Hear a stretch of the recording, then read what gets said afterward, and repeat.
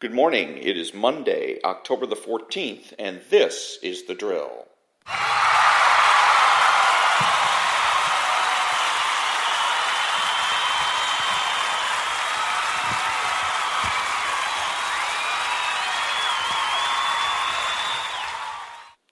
Thank you very much. I am Ron, your host, the only true conservative in the United States today, because I'm the only one who makes the presumption for the status quo. My podcast is about being a true conservative and using true conservatism to beat the left each and every day. My podcast is made possible by Spreaker.com. It can be heard on iTunes, Spotify, Google, and YouTube. My email address is storytimes@hotmail.com. I'm on Twitter at Ronald Hardgrove and on Facebook at The Drill. I started my socio-political odyssey as a conservative Republican, and then I became a card-carrying member of the Libertarian Party, and I'm now a registered independent and true conservative. I was intimidated by the left on how to dress, how to act, what to take seriously, and who to associate with. When I decided to vote Republican, I thought that I could act like a liberal but vote conservative and still consider myself a conservative. I was wrong. When I engaged a liberal in a debate, I couldn't win. And I couldn't win because I couldn't be taken seriously and because I didn't understand the debate dynamic between left and right. I talked conservative, but I acted left. I was intimidated. I was surrounded by left-wing messages from the radio, both AM and FM, messages from television, from the movies, newspapers, and magazines, messages that were unopposed by the right. So I used lefty lingo, I dressed like the left, engaged in petty vice, and associated with people who engaged in vice, people who used drugs, gambled, consorted with prostitutes, stole, and cheated. Live and let live. Be cool. Don't be so uptight. Go with the flow. Those were the slogans that I lived by, not by choice, but by default.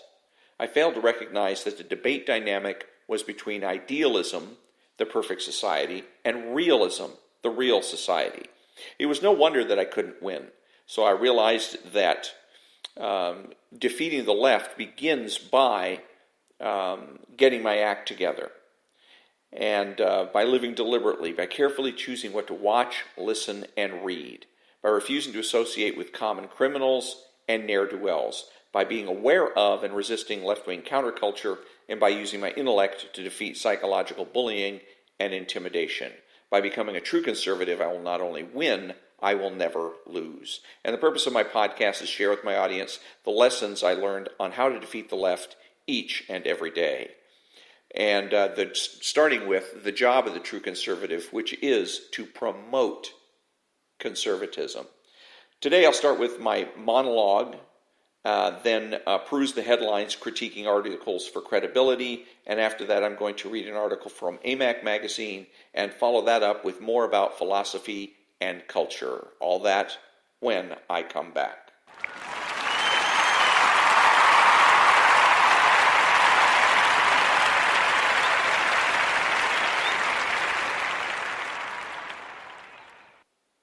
Thank you. The main job of any true conservative is to promote conservatism and to promote it with the full knowledge that true conservatism is absolutely correct and that it is the only political reality, that everything else is mere theory. True conservatism, therefore, must be promoted unequivocally and with certainty. To do anything less is to reduce reality to mere theory and put reality up for a vote. Considered as an ideal, reality can't win. Theory is about the word yes, and reality, very often, is about the word no. In any type of popularity contest, yes will always win. Considered as a reality, socialism can't win. Force the left to realize their theories, and they will lose every time.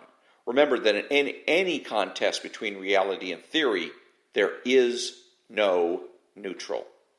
When I return, I will browse the headlines.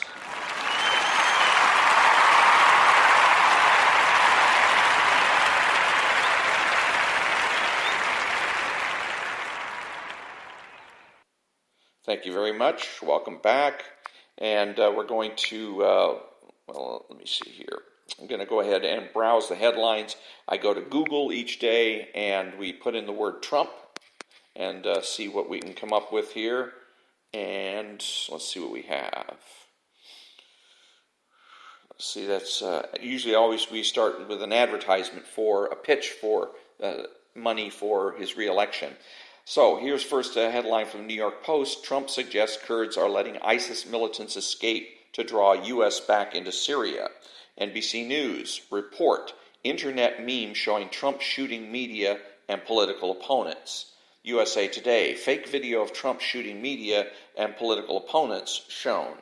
CBS News, violent Trump video, graphic video depicting Trump-like figure assaulting, etc. The Hill, Trump hits Fox News' Chris Wallace over Ukraine coverage. Politico, press organization condemns fake massacre by Trump depicted at one of his rallies. In a month, Trump has destroyed America first by the Washington Post. So that might be a very interesting one. Something called Deadline, President Donald Trump tweet storm, the Sunday edition. And New York Times, inside Trump's botched attempt to hire Trey Gowdy. And NBC News, why Democrats are sure Adam Schiff is the perfect person to take on Trump. That could be an interesting one as well. A lot of this is who cares stuff. It must be, I guess, in part because my understanding is that Congress is still out. They're on vacation, so that's probably why the news has been slow for the past week or so. So you get this, the news departments are going to write articles about memes. But let's start with the New York Post. Trump suggests Kurds are letting ISIS militants escape to draw U.S. back into Syria. So the first thing I'm looking for to see if this is, if there's a byline, and it says by Mark Moore, October 14th. President Trump on Monday suggested that Kurds are allowing Islamic State militants escape from prisons to lure U.S. back into Syria, a day after the administration ordered remaining troops from the country and a mass breakout of the terror group's followers. Quote, Kurds may be releasing some to get us involved, easily recaptured by Turkey or European nations from where many came, but they should move quickly, unquote, the president wrote on Twitter. Quote, big sanctions on Turkey coming. Do people really think we should go to war with NATO member Turkey? Never-ending wars will end, unquote. In another posting about the situation in Syria, Trump repeated his claim that European countries didn't want to take in the fighters because they, quote, didn't want the cost. Let the USA pay, they said, unquote. So, so far we got a situation where the source for this information is President Trump. The one statement in here that bothers me, that makes the little bell in my head go off, is President Trump on Monday suggested. So apparently he didn't come flat out and say so. And the headline says the same. Trump suggests Kurds are letting ISIS militants back in. So I'm going to see if there's any type of a conclusion or a contrary here. Defense Secretary Mark Esper announced on Sunday that U.S. would pull its remaining forces from Syria so they wouldn't be caught up in the fighting between Turkish and Kurdish troops. About 950 supporters of ISIS, including wives, widows, and children of the terror group's fighters, fled a Kurdish-run detention camp in Ain Issa, about 20 miles south of the Turkey border on Sunday. So there is nothing there. And again, it just there's not a whole heck of a lot to this article. This one, that's the meme, another fake video, a third fake video. Now let's see. That's fake. Let's see this one. Let's try it. The Washington Post. In a month, Trump has destroyed America first. Let's see. It's by Jackson Deal, Deputy Editorial Page Editor, October 13th, so it's from yesterday. The uproar in Washington over President Trump's corruption in Ukraine and malfeasance in Syria has obscured a broader story. In little more than a month, virtually every other foreign policy initiative the Trump administration has pursued has imploded, thanks mostly to the president's increasingly unhinged behavior. And that's as far as I'm going to go with this particular article, because it's no longer a news article. It is now an editorial. It used to be, when I was growing up, that when you read news or you watched the news, or even listened to it on the radio, there's a clear separation or demarcation between news and editorial broadcasting. They would make the news without making judgments about it, and then they would have an editorial section where someone from the station or somebody from the newspaper or individuals would state their opinion about what's going on in the news. Here, this is clearly an editorial masquerading as a news article. So, as far as I'm concerned, it's not worth reading. Deadline, let's see. No, I don't want to read about his tweet storm. I don't care about Trey Gowdy being hired by Donald Trump. I couldn't care less. Again, because Congress is out, apparently, this must be slow news. Now, the one that might be interesting here is NBC News, why Democrats are sure Adam Schiff is a perfect person to take on Trump. Now, initially from the headline, I'm assuming that this is going to be a little bit more of an editorial piece rather than a news piece, but we'll see how it goes. This is not attributed, so we don't know who wrote it. Oh, we do. I'm sorry. Jonathan Allen. Oh, now let's look at this. It's written a little bit strange, but anyways. Washington. No one understands the political perils of impeaching a president quite like Rep. Adam Schiff. In 2000, he won a House seat centered in the North Los Angeles suburbs of Burbank, Glendale, and Pasadena by defeating Republican incumbent James Rogan, a colorful and camera-loving former prosecutor who had become nationally prominent as a House manager of President Bill Clinton's impeachment.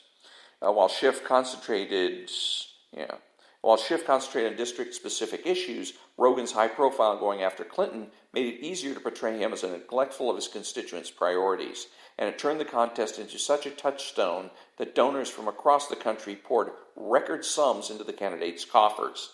As a result, Schiff was able to subtly take advantage of voters' distaste for the Clinton impeachment without the risk inherent in making it the focus of his campaign.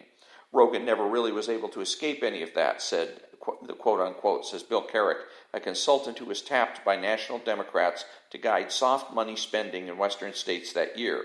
Quote, he was sort of trapped in that impeachment thing, and Adam ran a good campaign, unquote. Nearly 2 decades later, it is Schiff, now the chairman of the House Intelligence Committee, who is a central player in the impeachment inquiry and the target of a ceaseless stream of invective from President Donald Trump. Now, the way they're backing this up with this invective is they're using it's highlighted in blue, so it's a link. So you got to press on that and go pursue the link and see where they're getting their information here. That includes both schoolyard nicknames and outlandish allegations that the congressman is guilty of treason. The Clinton-era lessons of overreach and political backlash, not just in his district but across the country, informed Schiff's reluctance to move forward with a formal impeachment inquiry. That was until the revelation last month that Trump had asked his Ukrainian counterpart to investigate 2020 Democratic Party presidential candidate Joe Biden. So in that particular section right there, they didn't editorialize. They didn't, make a judgment one way or another. They played it kept it newsy, let's put it that way. But Schiff's go-slow approach to the Trump impeachment earlier this year reflects some native caution, also evident in his decision to forego a long-contemplated 2016 Senate run that reassures the Democrats that they have found a steady hand even as Republicans are demonizing him for the process he's run and the allegations he's made against the president.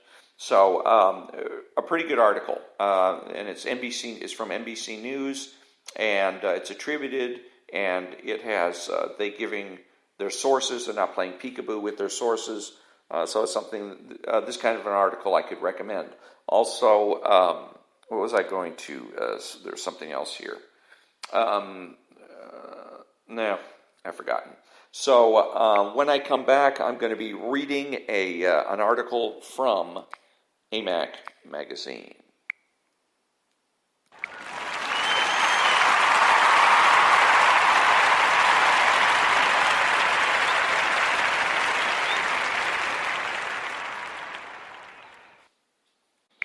Thank you. Welcome back. And the article I'm going to be reading from AMAC magazine is Golden No More, How One-Party Rule is Hurting California.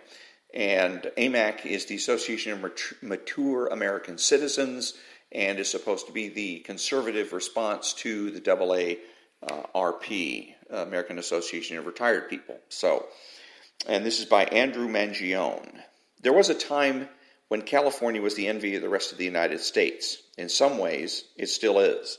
With beautiful coastal vistas, snow-capped mountains, gorgeous forests, and sunny, consistently warm weather, all of which have lured people to pack up and move westward for decades. There's an old saying, as California goes, so goes the nation. That described Californians as being open to novel ideas with which to govern themselves. Back in 1978, California residents passed Proposition 13, legislation that capped property taxes. This so-called tax revolt inspired similar tax-reducing actions in 40 other states. Even with a cap on property taxes, it is still extremely expensive to own a home in California. In 1970, Californians spent 3 times their salary on a home.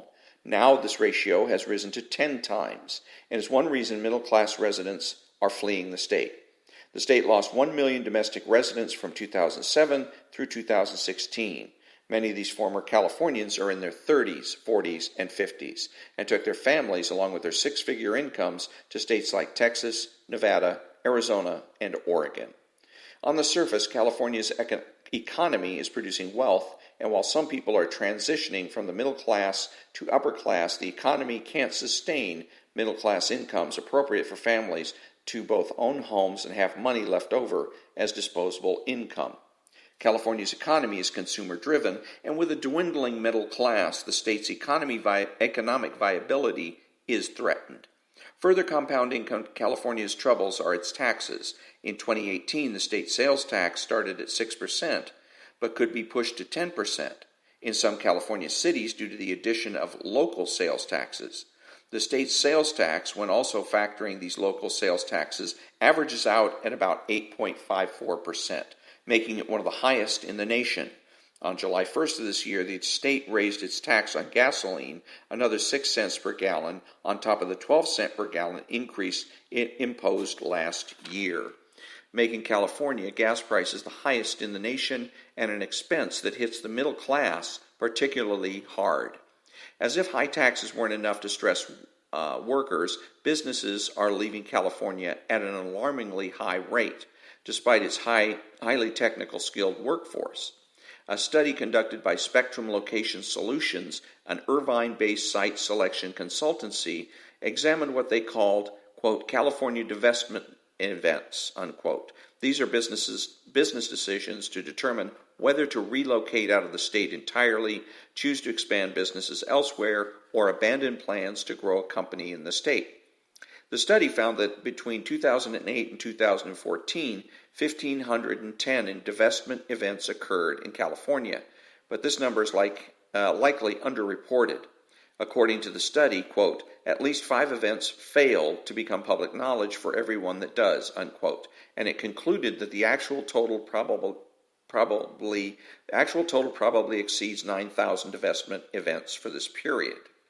The study also noted that businesses that leave California often experience cost savings ranging from 20 to 30%. Chuck DeVore, who served in the California State Assembly from 2004 to 2010, blames the state's high tax and aggressive regulatory climate as the cause for the exodus of businesses and subsequent job losses. Who is responsible for the high taxes on residents and employers and the business-killing regulations that stifle growth and entrepreneurship, as well as driving jobs out of the state? Who also established California's sanctuary state status that encourages illegal immigrants, many with little education or applicable job skills, to take up residency and further strain social welfare programs and public education, both of which are largely funded by the middle class? Who manages the state's finances that are bolstered by some of the highest tax rates in the country, yet preside over a crumbling infrastructure? Jim Brutely, who chaired the California Republican Party through February of this year, places the blame directly on the Democrat Party's supermajority status in the legislature and its occupation of the governor's office. Victor David Hansen and Martin and Illy Anderson, senior fellow at the Hoover Institution, says that California's one-party rule created a pyramidal society where the very wealthy reside at the top and government-subsidized poor exist at the bottom, a model he contends led to the democratic over-regulation and high taxation that currently plague the state. California's one-party reign by Democrats hurts families and the shrinking middle class by allowing state politicians to concentrate on their core voters, which include the poor, public employees, and unions, while ignoring independent voters and those in the political center. According to the California Policy Center, Democrats are spending money extensively on welfare programs and education, yet do little to raise people out of poverty or to increase the quality of education. It's sad to witness a state which at one time personified the American dream, with schools that served as a model for the rest of the nation, supported by a large, thriving middle class, become home to rampant homelessness and drug abuse, the highest poverty level in the United States, and a safe haven for illegal immigration. Indeed, California could be a case study for the rest of America, demonstrating what Democrats would inflict on our country should they regain majority status in Washington by adding the presidency to their control of the House and Senate. We should hope and pray that the rest of the nation does not go as California is going, by Andrew Mangione. And at the concluding statement there, he gives us a good should statement, what it is that we should be doing, rather than making a prediction as to what will happen, which is rather ludicrous. One of the reasons that we have a supermajority in this state is that because of the, ignorance and political ignorance of the right in this country. What happened a number of years ago is gerrymandering or drawing the districts happens every 10 years after you have a census. And it is the politicians generally that go ahead and divvy up and whoever's in charge, by the way. So if it's Democrats are in the majority, then basically they get to decide how to gerrymander the districts. And if the Republicans are in charge, they get to decide. Well, the voters, an initiative was created to give the power to the people directly, that a commission would be formed, and the commission would decide how to gerrymander the districts. Well, the first time when this commission met, what happened was that the Democrats cheated. The Democrats went ahead and loaded the commission up with their people, with people that were going to gerrymander the district the way the Democrats wanted them divided up or whatnot. It was subsequent to that the state ended up, the Democrats ended up with a supermajority in California. And it was nobody on the right even thought for a second that the Democrats might go ahead and cheat and try to load up this commission. They just assumed that the Democrats were going to go ahead and play it straight, because that's the will of the people, obviously the will of the people here, but the Democrats didn't. The socialists got in there, and of course they use everything as a weapon. In this particular case, they use democracy as a weapon against itself, and now we see the results.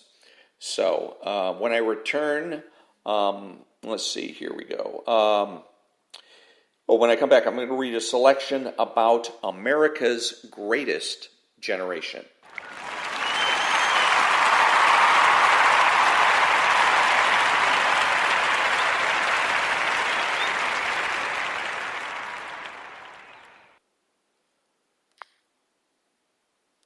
And welcome back. Let's see where we're at here. There we go. And so this is a book on the about the business founding fathers. Let's put it that way. Jay Gould, J.P. Morgan, John D. Rockefeller, and Andrew Carnegie. And we're going to start here with Lincoln. While Lincoln never would have chosen war as the instrument for extirpating slavery, he did not shrink from it when it was forced upon him, seizing the opportunity to root out the whole twisted aristocratic enterprise. In his own terrible words from the second inaugural address, quote, "And the war came, and if it continue until all the wealth piled by the bondsman's 250 years of unrequited toil shall be sunk, and until every drop of blood drawn with the lash shall be paid by another drawn with the sword, as was said 3,000 years ago, so still it must be said, quote, The judgments of the Lord are true and righteous altogether, unquote. And so I wanted to say that the reason I'm reading this is that the greatest generation in American history was not the World War II generation, but the generation of men that came of age in the 40 years after the Civil War. People like Andrew Carnegie, John D. Rockefeller, Jay Gould, and J.P. Morgan. Back to the book. That same speech has the famous statement, quote, "with malice toward none, with charity for all," unquote. But Lincoln's intention to rehabilitate the South within the American system could not obscure how radical a change would be. For more than two-thirds of the period from the Republic's founding to the Civil War, America had a slave-holding president. The Congress and the Supreme Court had virtually always been dominated by Southern majorities. The historian James McPherson points out that in the 1860s, it was the North's social system that was unusual. Most other societies, whether or not they legitimized slavery, were organized on the same hierarchical principles as the American South. Lincoln was fully aware of the North's uniqueness. His speeches emphasized again and again the exceptionalism of America, where the broad populace enjoyed the social and economic underpinnings of political freedom. In no other country was political freedom an intrinsic part of the national project. What country of Europe, presented with a vast wealth of unexploited resources, would have conceived of giving it to its people, or consciously set out to make its citizens economically independent? The prolonged American boom that persisted for some 40 years after the Civil War, accepting all the reverses and jagged ups and downs, was the greatest in history, at least until the spectacular late 20th century growth spurts in the tiger economies of East Asia. Lincoln would have been gratified at the thought, though not surprised. But if it possessed some magic peephole into the future, even the future of only 20 or so years thence, one can imagine that poor Lincoln, with his moderate Whig aversion to concentrated power, his mistrust of economic giantism, his hatred of speculators and manipulators of paper, would have blanched. Young tycoons. When Lincoln died, Andrew Carnegie was turning 30 and already wealthy, although he had been a factory bobbin boy hardly a decade and a half before and had yet even to settle on a career. John D. Rockefeller was 26, but his Cleveland oil refinery was one of the largest and most profitable in the country, and he may have already formed his design of taking over the entire industry. Jay Gould was 29, and after a brief stormy career as a tanner, was trying his hand as a railroad turnaround specialist. Pierpont Morgan was 28, quietly learning his trade within his father's banking network. The vast forces afoot in post-Civil War America far transcended any small group of men, but these four would become the greatest of a generation of outsized business leaders, the most prominent of the cadre the press dubbed, quote, the robber barons, unquote. And by their sheer intelligence, their ambition, and their forcefulness, they laid down the channels that other people followed. They were never friends, and as often opponents as allies. The wary respect they held for each other readily shaded into active dislike. While it would be too much to say that they created the American industrial superstate, it still conspicuously bears their fingerprints. Carnegie, Rockefeller, and Gould personified the unlimited entrepreneurial opportunities suddenly opened by America's vast resources and its freedom from constraints of class and caste. For the man of fierce business ambition and massive talent, it was the one place and perhaps the one time where he could push as far as he could possibly go. Morgan stood apart from the others. He was not only born wealthy, of the bluest of blue blood Yankee stock, but he defined his career in reaction to the great entrepreneurs. He worked with them all, especially with Carnegie and Gould, but became a dominant figure only as their careers were peaking. Then he emerged as the boundary setter, the bringer of order, the creator of the first porous institutional webs designed to cushion the disruptions of outsized men. So I read this because, again, conservatives need to be reminded of what it is that we are fighting for, not just what we are fighting against. And I will be back in a minute.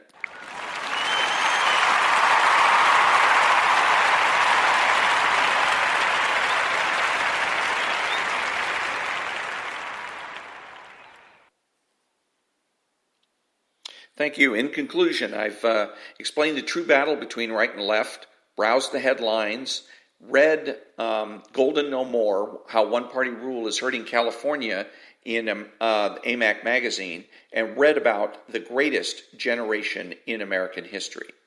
Who is the true conservative? He's the person that understands that conservatism is not just about politics, but culture as well. He is not selfish, but minds his own business. He acts like an adult. He is patriotic and uses common sense. He expresses what he knows and does so with absolute certainty.